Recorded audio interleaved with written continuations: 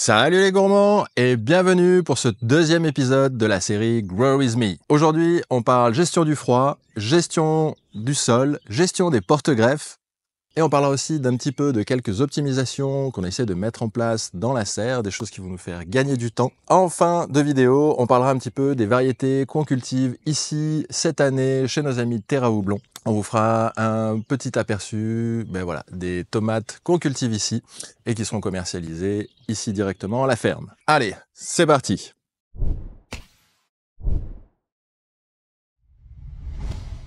Pour rappel, le Grow With Me, c'est un épisode tous les 15 jours qui sera entrecoupé d'une vidéo tuto.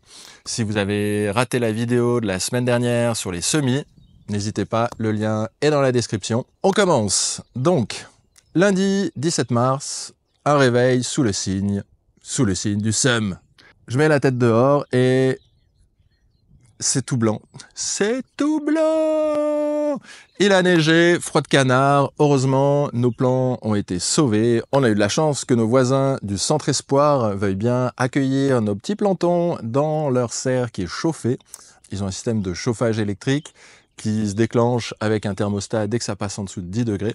Donc ouf, nos plants sont sauvés. Le souci, c'est que il fallait choisir un petit peu entre les mettre dans leur serre à eux où c'est chauffé, mais c'est une serre qui est peu lumineuse, elle est assez encaissée, ou chez nous, où la serre est bien plus lumineuse, mais avec le risque de tout perdre. Donc on a choisi la sécurité, on a beaucoup trop de plants pour tout perdre là maintenant, à cette période de l'année.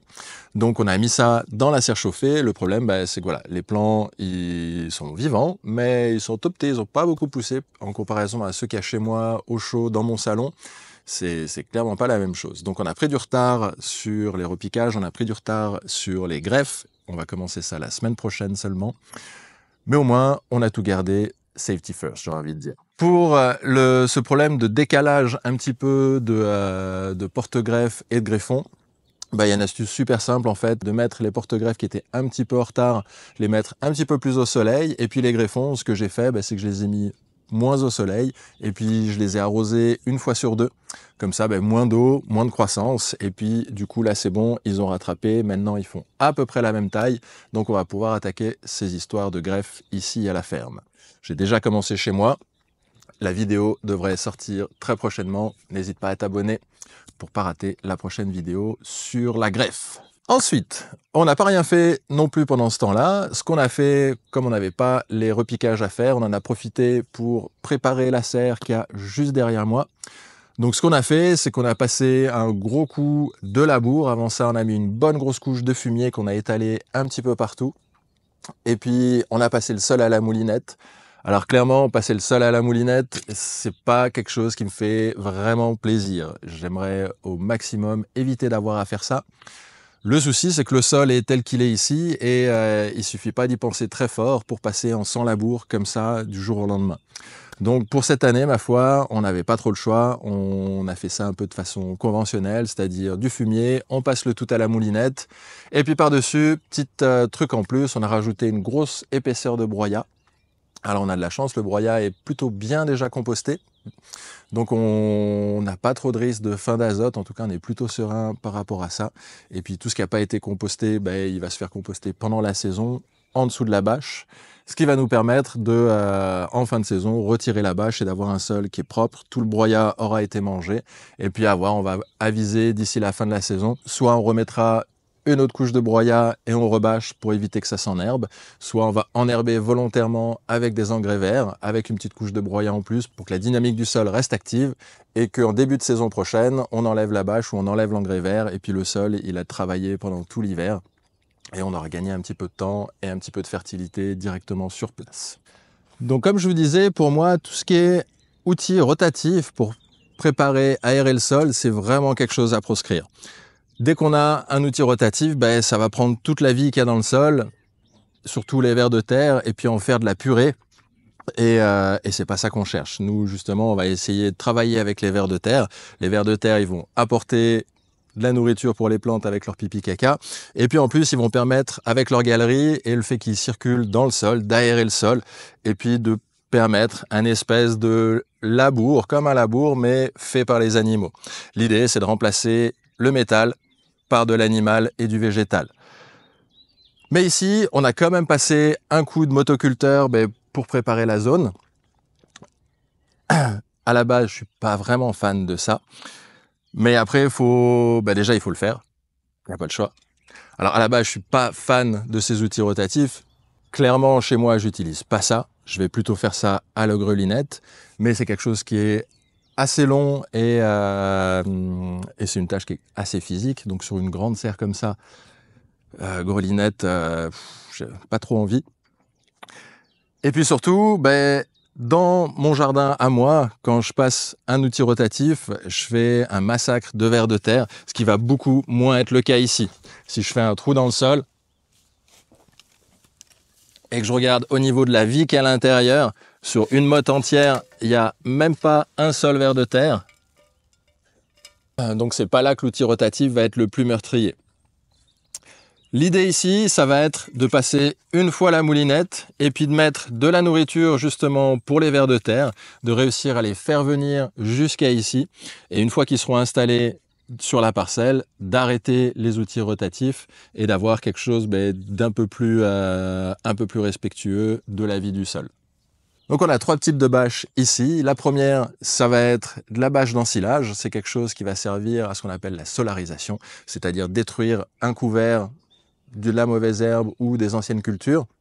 On pose la bâche, on attend 3 mois, et quand on la retire, en dessous c'est tout propre, on peut attaquer les cultures. Deuxième type de bâche, ça va être la toile tissée, qui elle a une durée de vie beaucoup plus longue. Alors la bâche d'ensilage, c'est gratuit, on la récupère chez des agriculteurs. La bâche tissée, on doit l'acheter, mais par contre elle a une durée de vie bien plus longue que la bâche d'ensilage. Et puis cette année, il y a la bâche derrière nous, qui est aussi une toile tissée. Alors c'est pas de la toile de maraîchage, c'est de la toile pour de la construction qu'on a récupérée. Donc j'aurais préféré une bâche noire, mais comme on l'a récupérée gratuitement, on prend ce qu'on nous donne. Et ma foi, une bâche blanche. Il y aura moins cet effet chauffant, il y aura quand même cet effet de couvre-sol et d'empêcher l'herbe de passer au travers. Au niveau un petit peu des optimisations dans la serre, l'idée c'est toujours d'avoir le moins de tâches répétitives manuelles. Tout ce qu'on peut essayer d'automatiser, on va essayer de l'automatiser. La première chose à automatiser, clairement, c'est l'arrosage. Sur des grandes surfaces comme ça, on ne peut pas se permettre de payer un gars tout l'été à passer l'été au bout d'un tuyau. C'est pas possible.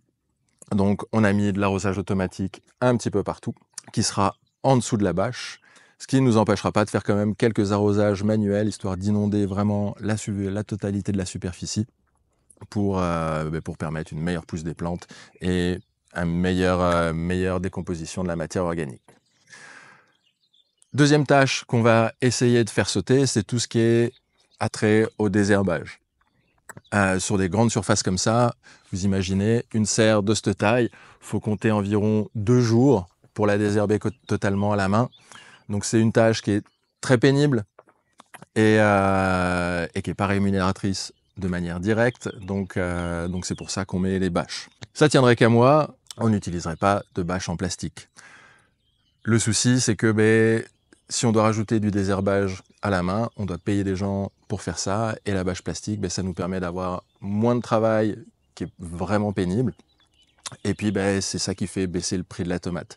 On fait vraiment pas ça pour s'enrichir, on fait ça justement au contraire pour proposer des légumes à des prix qui sont un minimum attractifs. Donc dans le choix des trucs qu'on utilise pour couvrir le sol, nous on est parti sur la bâche plastique, parce que la bâche plastique, pour avoir fait des essais, en comparaison avec des tissus qui vont être en fibre naturelle, il existe des bâches en lin, il existe des bâches en chanvre. Le problème des bâches en chanvre, on a déjà essayé, déjà c'est très long à se décomposer, c'est censé se décomposer mais c'est très long à se décomposer. Et puis surtout, en dessous de la bâche, il fait vraiment froid. Et nous, on a des problèmes en Suisse avec la température du sol au printemps qui a de la peine à se réchauffer. Donc on est plutôt parti sur des bâches plastiques qui ont cet effet couvre-sol. Ça a un effet aussi cycle de l'eau qui va se faire en dessous de la bâche. Donc en dessous de la bâche, même avec un goutte à goutte qui met des gouttes à un endroit bien précis, on a un arrosage qui est quasiment uniforme dans la totalité de la serre. Et puis ces bâches, elles sont réutilisables, elles sont légères, elles sont faciles à transporter, à déplacer, même si c'est pas notre choix de cœur. Au niveau des plantons, les Smith tomates vont tout bien. Ils sont un peu plus petits que ce que j'avais prévu, mais globalement, ils vont bien. Pour les speed piments, c'est un peu plus compliqué. Il n'y a pas une super levée, pas homogène, et ma foi, on est trop tard pour pouvoir les ressemer. J'ai pas bien géré mon coup, j'aurais dû en semer plus et en donner si j'en avais trop. Là, j'ai semé juste ce que j'avais besoin et j'ai pas tout ce que j'ai besoin, donc on va devoir racheter des plants à cette période de l'année. C'est un petit peu trop tard pour faire des semis si on veut faire de la production derrière. Maintenant, ce qui vous intéresse, je pense, c'est quelle variété on a choisi de cultiver ici. On a choisi de cultiver des variétés paysannes qui sont reproductibles et surtout, on a sélectionné des variétés pour leur goût. La plupart de ces variétés, on va devoir les greffer. Comme beaucoup de variétés qui sont excellentes, elles ont été sélectionnées uniquement pour leurs propriétés gustatives et pas pour les propriétés de culture, notamment la vigueur, le rendement. Malheureusement, la nature est souvent ainsi faite, ce qu'on gagne d'un côté, on le perd de l'autre. On ne peut pas être bon dans tous les domaines, et donc des variétés qui sont excellentes, généralement, ce n'est pas les variétés les plus solides, ni les variétés les plus productives. C'est pour ça qu'on a décidé de les greffer, en prenant une variété qui est très productive, une variété qui est très bonne, on greffe l'un sur l'autre, et ça nous donne, je l'espère, une variété qui sera bonne et productive. Donc dans les variétés qu'on a choisies, on a choisi en premier l'ananas zébra parce que juste, c'est trop bon. Il faut que les gens mangent ce genre de tomates. Et ça, c'est clairement une variété qui se retrouvera jamais sur les étals de marché. C'est une variété qui est beaucoup trop fragile, qui voyage très mal. Et donc ça, on la trouvera jamais dans les supermarchés. C'est impossible. Ensuite, on a Midnight Sun, une variété qui vient du Canada, qui est incroyablement bonne. Une belle cœur de bœuf avec l'intérieur rouge-orange, des dégradés de couleurs et des goûts qui partent dans tous les sens, très sucrés.